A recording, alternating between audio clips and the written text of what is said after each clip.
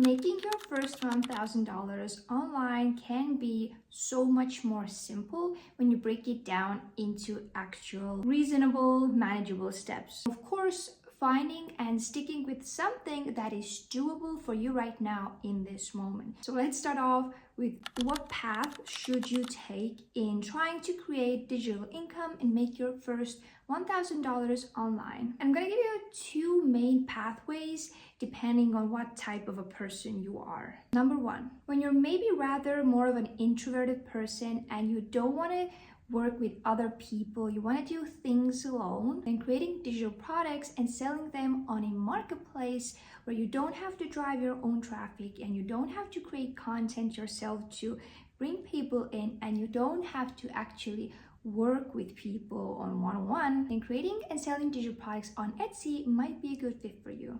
Creating digital products and selling on Etsy was actually my first thing in the digital income world where I started, because for me it made the most sense at that time.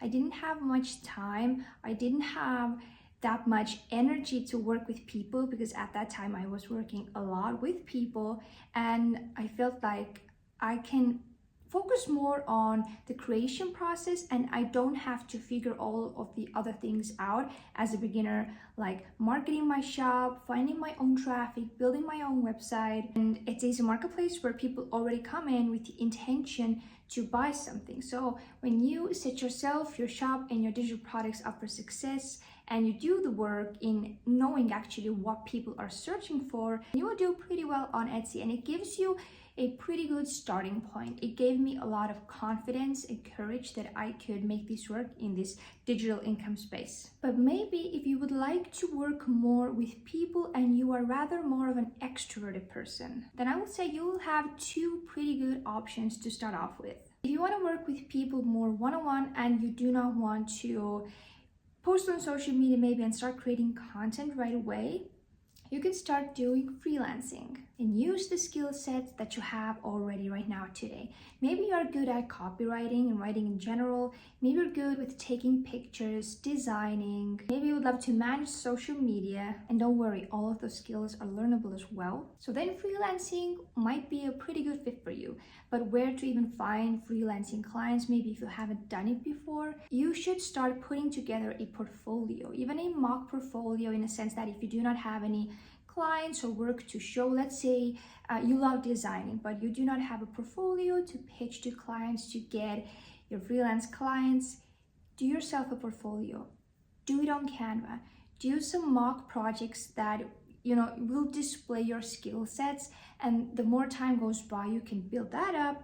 You will start having clients and projects to feature there as well. Always remember, everybody starts from zero. And where to find clients, of course, one of the best ways is word of mouth, to just start pitching to your close friends, your family. Although close friends and family usually don't make the best customers, but it is a starting point. And also platforms like Upwork and Fiverr, where you can put up your portfolio and start finding clients, and potential clients can start finding your work.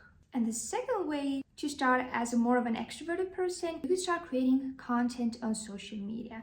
Start with one platform. If you would love more to start with shorter form content, start with Instagram or TikTok. Or if you love to talk a lot and you love video creation, maybe start with long form content and on YouTube. And start sharing your journey. You can display your knowledge, your expertise on a topic or on a field. And you don't have to put yourself in a box. I know a lot of people say you will get faster and better results if you work yourself up to be an expert in something specific. But I think it also depends. If you are trying to build yourself up to be a personal brand, all of your skill sets can be built around that. I learned that the hard way. I waited too long for that. I put myself strongly in the Etsy only box. When you start sharing your unique value and your unique perspective on things, the right people will follow, and you can start monetizing your knowledge and your skill sets with guides, workbooks, different types of resources that you can create to your audience. And now let's break it down how actually $1,000 is achievable for you to make online. First of all, you gotta be realistic. You probably will not make your first $1,000 in your first day.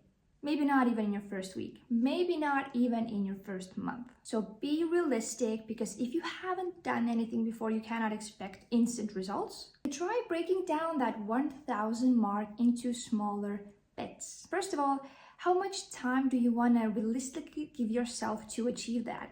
If it is 1 month, then that means you divide it by 30, and that is around $33 a day. If you want to divide that to get your first $1,000 in 2 months, then you divide $33 a day by 2. Let's say you want to make your first $1,000 online.